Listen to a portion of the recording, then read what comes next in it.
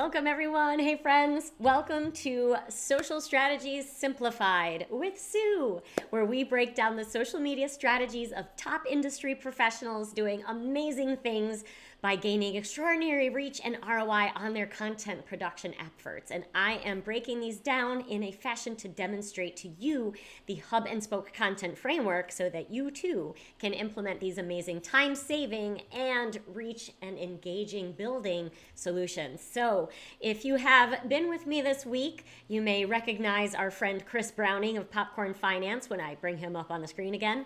So we're wrapping up our week. We start on Mondays, focusing on the hub. Tuesday, Wednesday, Thursday, we go through some of the spokes. And then on Fridays, we talk about how our victims of this breakdown are continuing to engage with their community in really creative ways because they have simplified their lives in a way that allows them to come back to social media and be social. The most important part. So if you're here with me live, give me a hashtag live. If you're here with me on the replay, let me know you're on the replay. And drop me any notes if you get any fun ideas, new ideas, or inspirations that you feel like you would like to take into your social media strategy.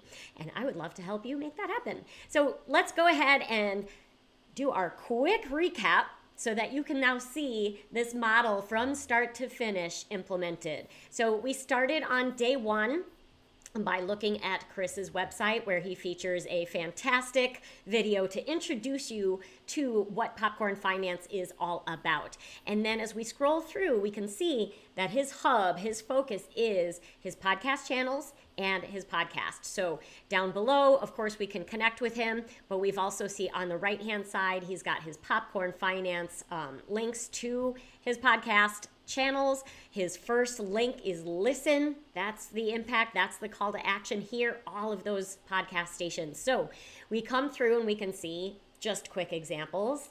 Spotify, Google, Apple, they all look the same, right? And that's because once you have created this podcast, you can then place that content across all of the podcast channels using the same audio file and the same graphic design and the same copy. So that is a key piece of the hub and spoke framework. If you want to do or are doing a podcast, that's the start of that process. So then what we talked about was his first spoke, where he then takes his podcasts and places them on a YouTube channel. And he does this in two directions, which I think is really cool. One is taking the audio version of the podcast, overlaying some images so that he then has a video file that he can store and house on YouTube. Now, why would you do that, we may ask, if you're not actually on the video? Is that kind of a hack solution? Well, it kind of is, but it works because people are searching these keywords on YouTube. They're finding his videos. And as you'll see today, this is a big place where he comes back to continue engaging with his community. Then, as you can also see, he does also do another podcast that is a live video. So that's also here. So he's got both versions where he creates audio, turns it into video, creates video, turns it into another audio podcast. So great model. Then we talked about how he comes over to other social channels like Instagram, Twitter, Facebook, and brings that content over by simply reformatting and adapting the images as well as the copy. This is an important thing. We don't just cross-post everything without adapting to the channel, but once you've got your primary hub content in place, you've got your visuals that go along with it set up in templates and structures that are easily modifiable. You take that into the format of the channel you're distributing your spokes on and place that content there to continue driving traffic back to the hub. So I want to show you a couple of examples today now of how he continues to engage as well as drive traffic back to his hub of his website or his podcast. So that first piece is on YouTube. So we can see here, this is one of his videos, and we come down and we can see that he responds to everything. And this is a practice that you want to implement, right? We want to talk about how important it is to come back and engage with your community. That is the idea. So even if it's just, you're welcome, thanks for watching, give it a little heart, give it a response, we can see that he comes back and responds to his community. And that is something that's so important because that will keep people coming back for more. If I engage on something and someone responds to me, I'm that much more likely to come back and engage again and be glad that they're welcoming me. It makes me feel like I'm part of their community, right? I'm in their party and we're having a good time together.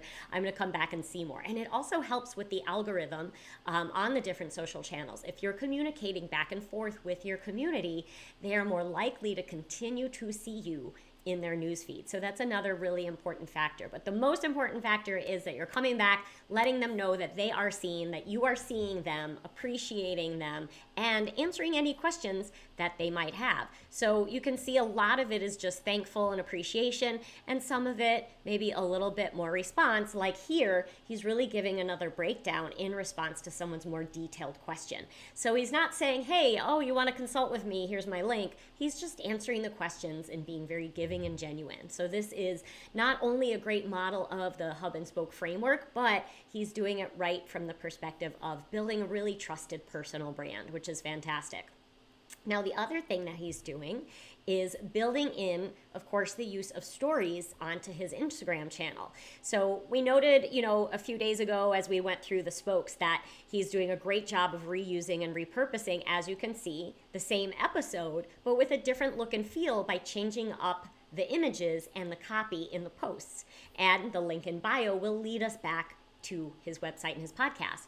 Now, the other cool thing he's done is, you may be familiar with these highlights. If you're not, that's a topic for another day. But so these highlights are where if you create a story, you can then house those stories in these highlights so they don't permanently disappear. So one of the things that he's done is he's actually coming back to elaborate a bit more on what he does in the video. So as you may know, as we walk through his brand, if you've been with me, he does short videos that are explaining finance and the time it takes to pop some popcorn. So they're short videos. So what he does is he comes back and does things like this. Sitting there now. Okay, so let's get into the meat of the actual episode. And because my show is very short, it takes a lot of practice and a lot of effort to keep things tight and keep things within that whole time constraint I'm setting for myself.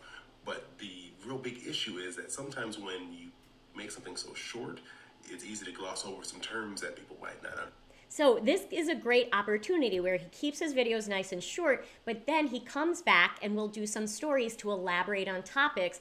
And you can see by going through some of his Instagram posts that people will ask a question, he comes back to elaborate. And this is a great way of doing this. And this is a great way that I have a lot of clients that if they haven't done a lot of social media yet, a big question is, what do I say? What do I talk about, right? Because if you're an expert in something, you often discount that expertise. But what is really maybe basic to you can be mind-blowing and life-changing to somebody else. And so what I always tell people is keep track of all the questions that people ask you.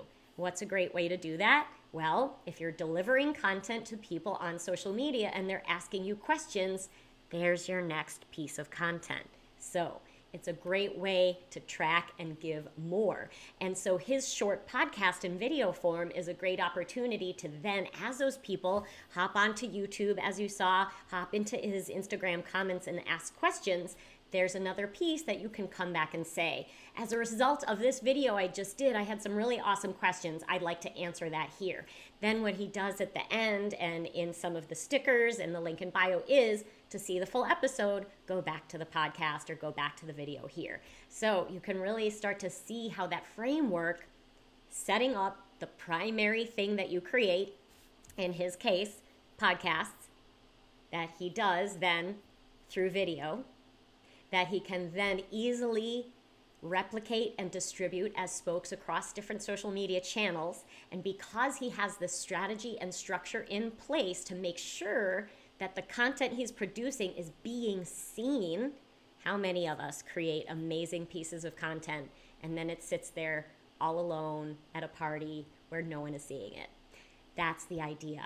Create a great thing, keep sharing it so it gets the visibility it deserves. Then you have time to come back and socialize on social media with your community and respond to them by creating other quick pieces of content like this and responding to them and continuing to repeat that cycle. So Chris has been an extraordinary example of this hub and spoke model. I've learned a lot just by kind of stalking him this week. So I hope if you've been following along that you've learned a lot from him too, not only in the world of finance, but in how you can amplify a structure like this in social media that is not scattered, that is structured, that is repeatable. And over time, the more you do it, just becomes easy. And I would love to help you do that.